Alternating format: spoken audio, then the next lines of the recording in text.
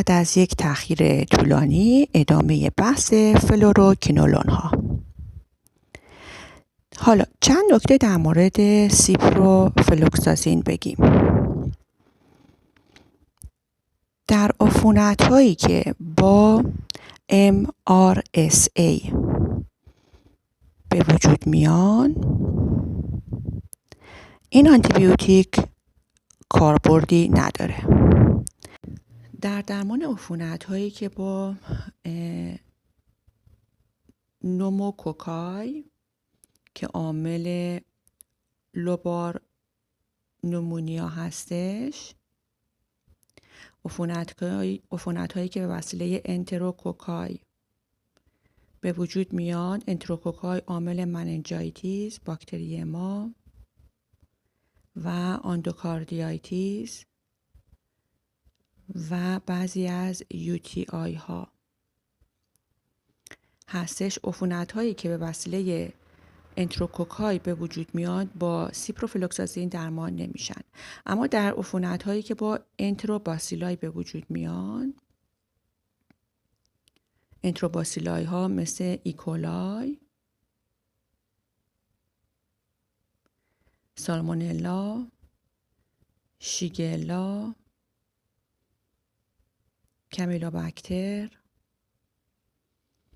و اسهال مسافرتی که وسیله توکسوژنیک ایکولای به وجود میاد، در درمان این آلودگی ها، این عفونت ها استفاده میشه.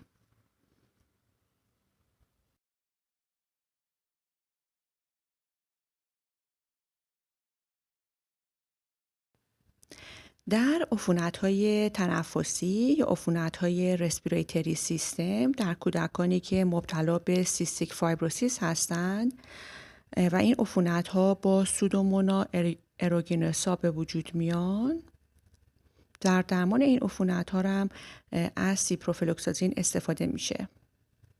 در درمان آنتراکس یا سیاه زخم، تیفوید فیور، تب تیفویدی هم استفاده میشه.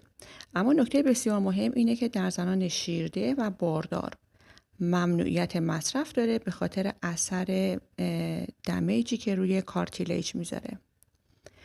در کودکان زیر 18 سال ممنوعیت مصرف داره به علت از بین بردن کارتیلیج ها و آرتروپاتی.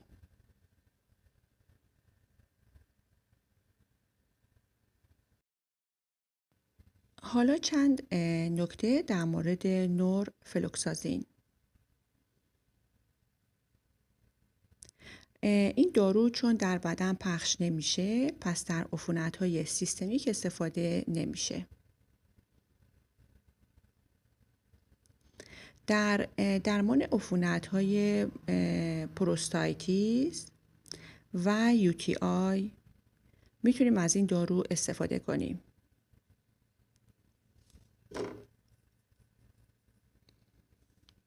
بعد از داروی سیپروفلوکساسین میتونیم برای درمان اسهال ازش استفاده کنیم.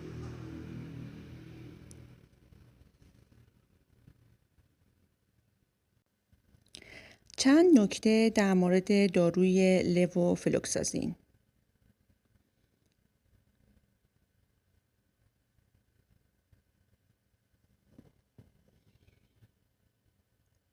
برای درمان پروستاتیت میتونیم ازش استفاده کنیم. طول مدت درمان 3 تا 5 هفته.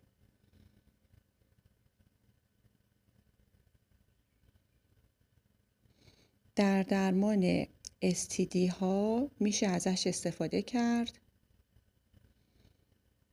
برای درمان گنوره ها استفاده میکنیم، اما در درمان سیفیلیس کاربردی نداره.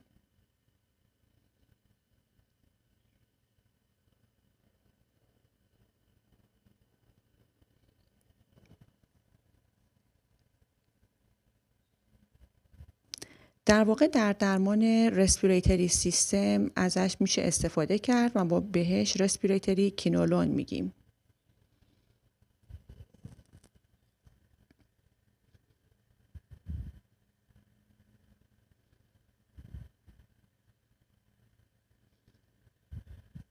در درمان بیماری هایی مثل سینوسایتیس،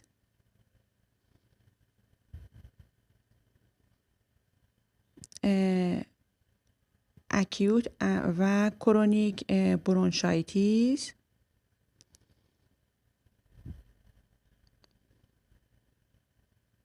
در درمان نومونیا که وسیله استرپتوکوکوس نومونیا به وجود اومده،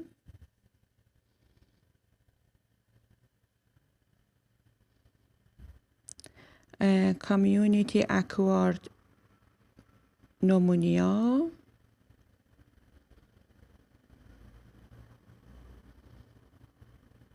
نوسوکومیال نومونیا، میشه در این درمان این بیماری ها استفاده کرد.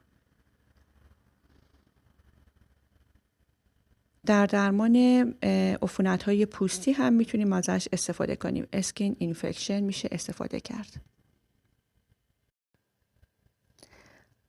حالا چند نکته در مورد داروی میکسوفلوکسازین. این دارو بر روی باسیل گرم نگاتیو، باسیل گرم پوزیتیو، کوکای گرم پوزیتیو و باکتری های بی‌هوازی اثر میذاره. در نتیجه برای درمان عفونت های میکس و اینترا ابدومینال میشه استفاده کرد.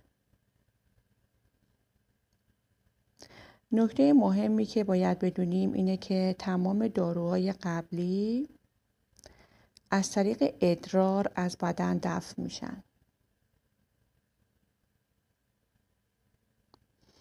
ولی میکسوفلوکسازین از طریق کبد دفع میشه. در نتیجه در بیمارانی که نارسایی کلیه دارن و عفونت میکس دارن میشه از این دارو استفاده کرد.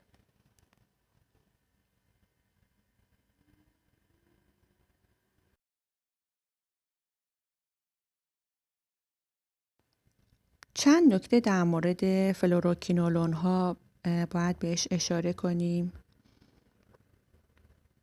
اولا اینکه فلوروکینولون ها به خوبی از طریق جی آی ترکت جذب میشن، حدود 80 تا 90%.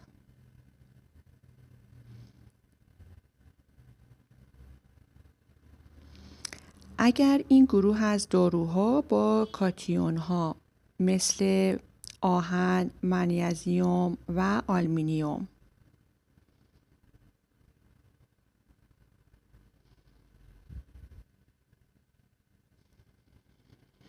که در داروهای آنتی اسید و سوکرالفیت وجود دارند باند کنند،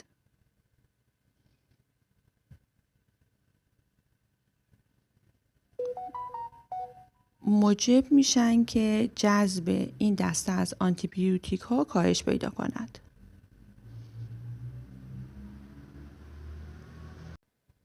پس همزمان نباید با آنتی اسید مصرف بشه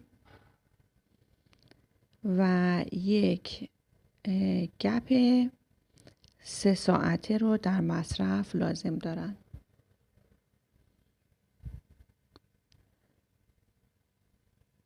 نکته بعدی اینه که لووفلوکسازین و موکسی فلوکسازین هر دو دارای لانگ هالف لایف هستند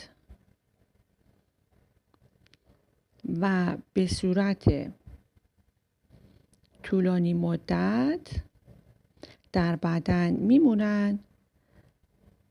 پس اونها رو به صورت تک دوز روزانه تجویز میکنیم. در بعضی از بیماران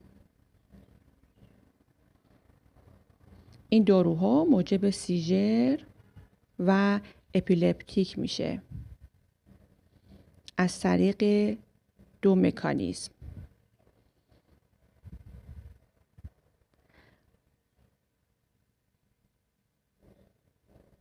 مکانیزم اول سیپروفلوکسازین حالت بازدارنده بر روی گیرنده های گابا داره و در نتیجه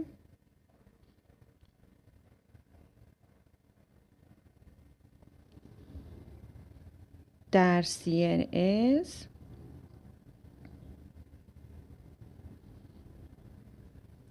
گابارژیک اکتیویتی نمیتونه کار کنه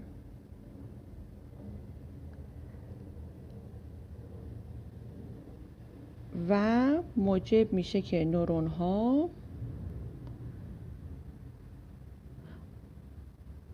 اوور فایرینگ داشته باشن و اپیلپتیک به وجود میاد.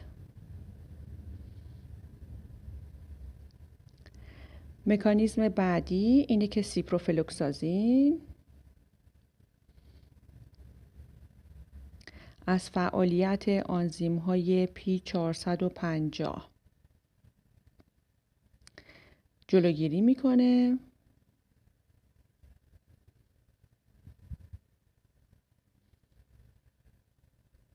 و در نتیجه در هنگام مصرف وارفارین، کافئین و تئوفیلین در خون جمع میشن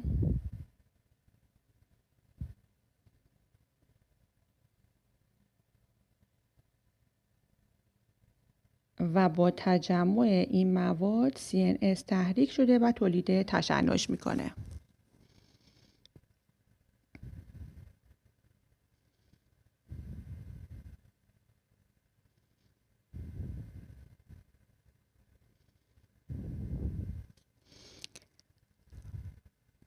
خیلی ممنون از توجهتون. امیدوارم که همیشه پایدار و موفق باشید.